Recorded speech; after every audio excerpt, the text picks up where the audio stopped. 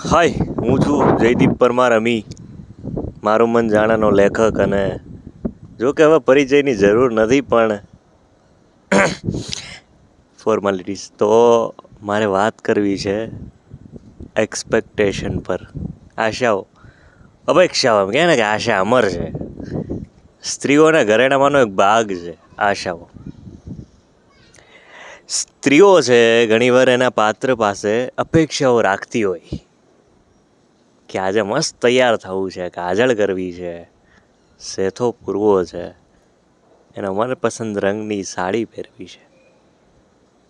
અને પછી જ્યારે એ શણગાર સજે છે, એના પુરુષને જેવો પ્રિય હોય એવો શણગાર સજે, અને એના પુરુષ એના પાત્ર સામે જાય છે, એના હસબન્ડ એના મંગેતર સામે જાય છે, પણ એનો પતિ કે એનો મંગેતર એને નોટિસ નથી કરતો કે એણે ગમતો રંગ પહેર્યો છે, અને કાજળ ગમે છે તો કાજળ આંજી છે, એ નોટિસ નથી કરતો.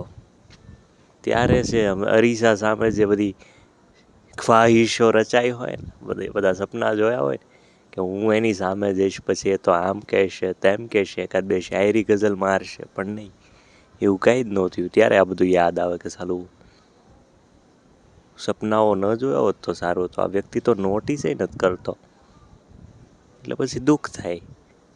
શણગાર ના સજ્યો હોત તો જ સારું હતું. આને ન હોય, આને ન હોય, એવું થાય.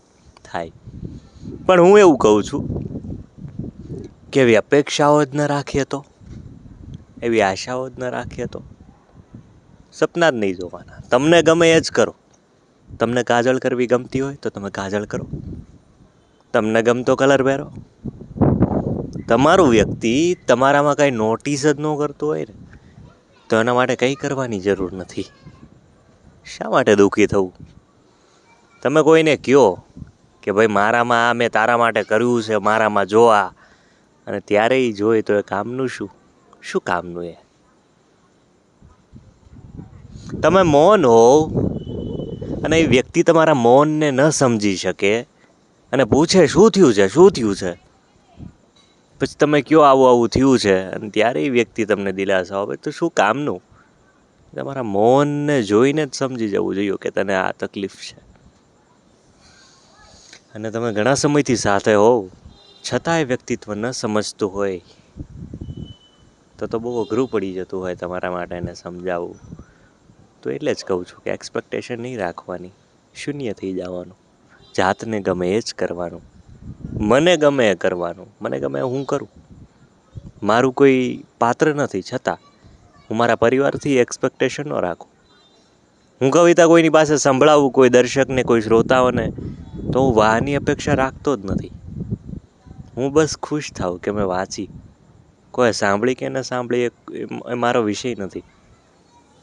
કે પછી કોઈ સ્ટેજ શોમાં જાઉં અને સર્ટિફિકેટ કે એવોર્ડ કે ટ્રોફી જે હોય એની લાલસાએ જાઉં કે મને મળશે, હું જીતીને જ આવીશ આ સ્પર્ધા. અને જ્યારે નથી જીતશો ત્યારે મને દુઃખ થાય. પણ એ એક્સપેક્ટેશન જ હું ન રાખું તો જીતવાની, એ લાલસા જ ન રાખું તો. એટલે આ વસ્તુ છે. શરૂઆતમાં એક્સપેક્ટેશન ઓછી કરવી બહુ અઘરું પડતું હોય સ્ત્રીઓ માટે. પુરુષોને આવું કંઈ ન હોય. એ આશાઓ રાખતા હોય તો એની બહુ મોટી આશાઓ ન હોય, અને દુઃખય ના થાય એટલું બધું. પથ્થર દિલ કહેવાય ને, પણ સ્ત્રીઓ હોય એને તો એ વ્યથામાંથી બહાર નીકળવા માટે જ પુરુષની જરૂર હોય છે.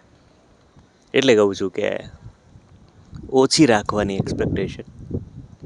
અને આ તો થઈ આશાની વાત. પણ કદાચ જો તમારું પાત્ર તમને સમજતું હોય, વિશેષ સમજતું હોય, તો તમે શણગાર નહીં કરો તો એ વખાણ તો કરવાનું જ છે. એને જરૂર નથી તમારા સાત શણગાર, લાલી લિપસ્ટિક, ફેવરિટ કલર પહેરીને એની સામે જાવ, એવું એ નથી ઈચ્છતો. તમે જે છો એ જે સ્વીકારે છે, એ સાચો પ્રેમ તમારો. તો એના માટે તમારે કંઈ જ કરવાની જરૂર નથી. તમે જેવા છો એવા જ એને પસંદ છો, તો જેવા છો એવા જ રહીને બંને સાથે ખુશ રહો. તો આ વાત થઈ એક્સપેક્ટેશનની.